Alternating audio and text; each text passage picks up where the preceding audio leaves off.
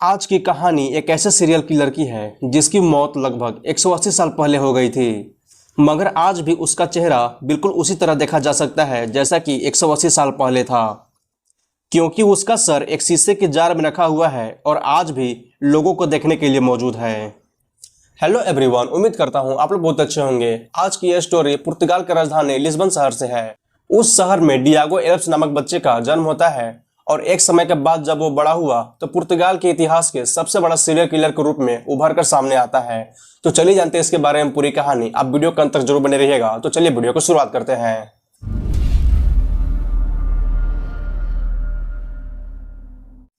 साल 1810 में Diego elves नामक एक व्यक्ति का स्पेन के एक शहर में जन्म होता है। उसका परिवार गरीब था तो किसी तरह अपना बचपन गरीबी में काटा। करीब 14 साल की उम्र में डियागो के पिता उसे कमाने के लिए पुर्तगाल भेज दिया। उसके बाद डियागो एल्व्स पुर्तगाल की राजधानी लिस्बन पहुंच जाता है। फिर वहां पहुंचकर डियागो नौकरी के तलाश में इधर उधर भटकने लगता है, मगर उसे कोई भी ढंग की नौकरी नहीं मिल रही थी, जिस वजह से कभी किसी के यहाँ साफ सफाई करके तो कभी किसी का सामान उठाकर किसी तरह अपना गुजारा कर रहा था। इस दौरान उसे कुछ ऐसे लड़कों से मुलाकात होती है जो गलत रास्ते पर चलकर अपने जीवन आराम से काट रहे थे। उनसे मिलकर वो सोचता है कि ये लोग कोई काम धंधा तो नहीं करते हैं, फिर भी इनकी जिंदगी बड़े आराम से चल रही है। तो उसने जब इनके बारे में पता किया तो उसे मालूम हुआ कि ये लोग छोटे मोटे क्राइम करते हैं और उसी पैसों से अपनी जिंदगी चलाते हैं। अब उसके मन में सोच आई क्यों न यही काम किया जाए और बिना मेहनत के अपनी जिंदगी काटी जाए। यहाँ से उसने क्राइम की दुनिया में पैर रख दिया और लोगों से लूटपाट करना शुरू कर दिया। अकेले में कोई इंसान मिल जाता तो उससे लूटपाट करता और इन्हीं पैसों से कुछ दिनों तक अपनी जिंदगी चलाता। मगर धीरे धीरे उसके मन में और लालच आया और उसने सोचा कि छोटी मोटी लूटपाट करने से अच्छा है कोई बड़ा हाथ मारा जाए ताकि कुछ दिनों तक उन पैसों से मस्ती किया जा सके। इसके बाद डियोगो ने अपना दिमाग चलाना शुरू किया। इस दौरान उसे ख्याल आया कि लिस्बन में एक पुल है जिसका नाम था लिवर्स एक्विडक्ट, जो कि करीब 1 किलोमीटर लंबा और 220 फीट ऊंचा था और ये पुल लिस्बन शहर को जोड़ता था, जिसे ज्यादातर इस्तेमाल वो किसान करते थे जो लिस्बन शहर में अपनी सब्जियां बेचने आते हैं और शाम के वक्त उसी पुल के रास्ते अपने घर लौट जाते हैं। तो डियागो ने फैसला किया कि जो भी किसान शाम के लौटने वक्त आखिरी में आएगा वो इसी को अपना शिकार बनाएगा ताकि पकड़े जाने का खतरा कम हो। इसके बाद से वो उसी पुल पर शाम के वक्त घात लगाकर बैठ गया और जो भी किसान ग्रुप बनाकर गुजरते हैं उसे तो वो छोड़ देता, पर जो किसान अकेला वहां से गुजरता उस पर अचानक हमला कर देता और फिर उनसे सारी कमाई छीन लेता और लास्ट में उस किसान को उसी पुल से नीचे फेंक देता। और जिस वजह से इतनी ऊंचाई से गिरने के कारण उस किसान की ऑन द स्पॉट मौत हो जाती। इसके बाद धीरे धीरे डियागो ने उस पुल को ही अपना ठिकाना बना लिया। जैसे ही उसके पास पैसे खत्म होते उन किसानों को लूटने के लिए वहां पर पहुंच जाता। कुछ किसानों ने इसका विरोध भी किया, लेकिन उसने उन किसानों को चाकू मार दिया और फिर उन्हें उसी पुल से नीचे फेंक दिया।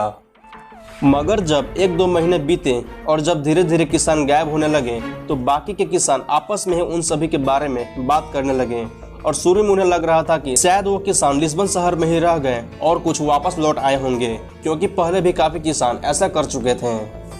पर धीरे धीरे किसानों की संख्या बढ़ने लगी जो लिस्बन शहर गए पर वापस लौटकर नहीं आए। और ये बात अब तक बाकी किसानों तक बहुत तेजी से फैलने लगी, क्योंकि अब तक करीब 20 से 30 किसान गायब हो चुके थे।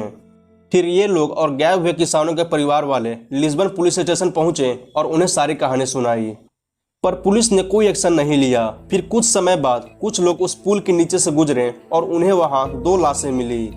फिर उन लाशों को लाया गया और पहचान कराया गया तो पता चला कि ये लाशें उन्हीं किसानों की है जो इतने दिनों से गायब थे। इत्तेफाक से पुलिस को वो लाश मिली जिसे डियागो ने चाकू नहीं मारा था और ना ही किसी तरह का हाथापाई की थी, सिर्फ उन्हें लूटने के बाद पुल से नीचे फेंक दिया था। इन लाशों को देखने के बाद पुलिस ने यह डिक्लेयर कर दिया कि ये सुसाइड का मामला है, क्योंकि उस साल पैदावार अच्छे नहीं हुए थे, जिस वजह से किसानों के सुसाइड के मामले लगातार सामने आ रहे थे। इसके बाद कुछ साल और बीत गए, लेकिन किसानों के गायब होने की सिलसिला नहीं थम रही थी और किसानों के गायब होने का तादाद करीब 50-60 तक पहुंच गया। इसके बाद पुलिस पर बहुत ज़्यादा प्रेशर पड़ा, जिस वजह से पुलिस ने सरकार से बात करके उस पुल को बंद करा दिया और एक टेम्पोररी रास्ता बनवा दिया। जैसे ही पुल को बंद किया गया तो अचानक से किसानों के गायब होने के मामले भी आने बंद हो गए। ये देखकर पुलिस की आंखें खुल गई और पहली बार पुलिस ने यह माना कि यह सुसाइड नहीं बल्कि मर्डर है। फिर इस बात को उनके घर वालों को बताया गया और धीरे धीरे ये बात पूरे लिस्बन शहर में फैल गई। इसके बाद पुलिस ने अपनी सारी कोशिशें की कातिल को ढूंढने के लिए, मगर उन्हें कोई भी कामयाबी नहीं मिली। इधर डियागो को भी खबर मिल रही थी कि पुलिस पूरी ईमानदारी के साथ छानबीन कर रही है, तो पुलिस से बचने के लिए ये डिसाइड किया कि कुछ दिनों तक शांत रहेगा और कोई भी क्राइम नहीं करेगा। बाद में पुलिस ने उस पुल को फिर से खोल दिया, मगर उस पुल पर सिक्योरिटी बढ़ा दी।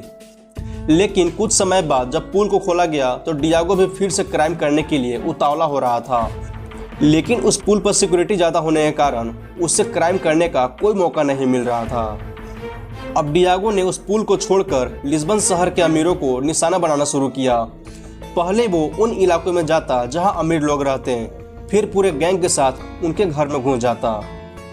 इसके बाद वहां मौजूद हर महंगी चीज, पैसे और जवाहरात को लूट लेता और जाते जाते घर में मौजूद जितने भी लोग होते उन सभी को बड़ी बेरहमी से मार डालता, ताकि उनके निकलने के बाद किसी को भी मदद के लिए ना बुलाएं और वे आसानी से वहां से निकल जाएं।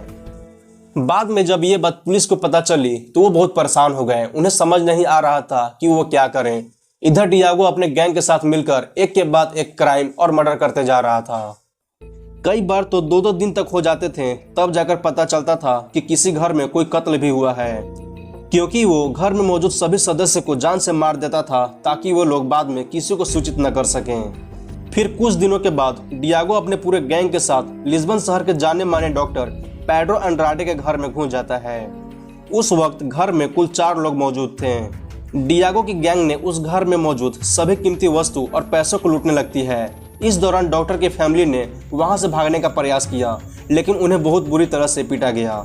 फिर जब लूटपाट खत्म हो गई तो जाते वक्त डियागो ने फैमिली के 4 मेंबर को चाकू से बेरहमी से मार डाला और फिर वहां से निकल गया।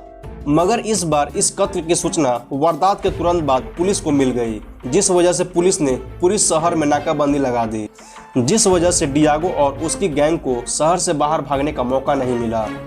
फिर भी वे लोग किसी दूसरे रास्ते के जरिए निकलने की कोशिश कर रहे थे, लेकिन इस बार पुलिस के द्वारा पकड़ लिए गए। और जब उनसे पूछताछ करती है तो वो लोग कुछ नहीं बताते, लेकिन जब उनकी खातिरदारी की गई तो वो लोग अपना जुर्म कबूल लेते हैं।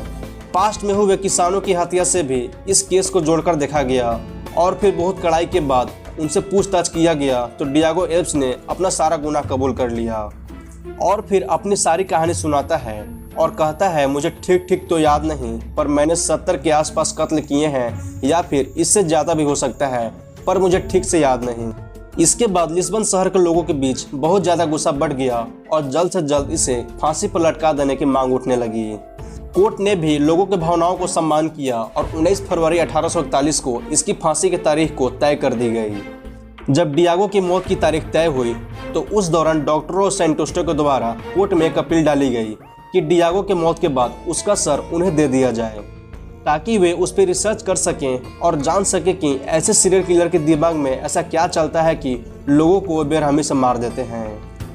अब अदालत और सरकार उनकी इस अपील को एक्सेप्ट कर लेती है। उसके बाद फरवरी 1841 को डिएगो को पब्लिक के सामने खुले में फांसी पर लटका दिया गया और उसकी मौत हो गई।